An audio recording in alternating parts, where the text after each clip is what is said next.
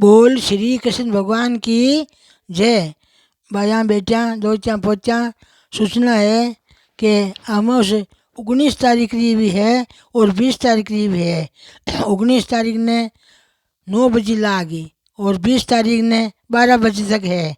तो 19 तारीख वाली करो तो वह भी कर सको। 20 तारीख वाली थाने थोड़ी है, 19 तारीख वाली पूरी दिन है। तो जचे जगी करीजो। पितरा ने नाम रो जल और दूध तिल गाल पीपल में सींचीजो। पितर तर्पण करीजो, बट घी को दियो जोईजो। पितरा नाम रो कोई प्रसाद बना पर और पतल में गाल बड़े पिंपल के रख दीजो। पितरा अर्पण करीजो।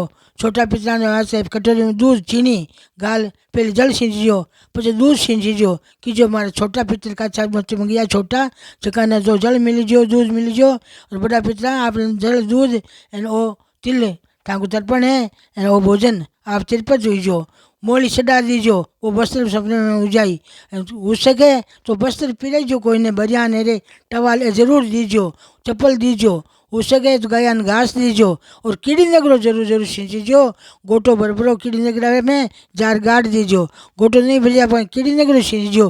तिल और अपने शक्कर और अपने घी तेल लाई અને वो कीड़ी नगरो सींचीजो। नगर जी में जो धर्म हुई पानी में गुड्डो ली जाजो कने आसमन करा दीजो पितरा ने। और मारा नगर को फल मारा पितरा ने मिली जो। बोल शिवान की जय।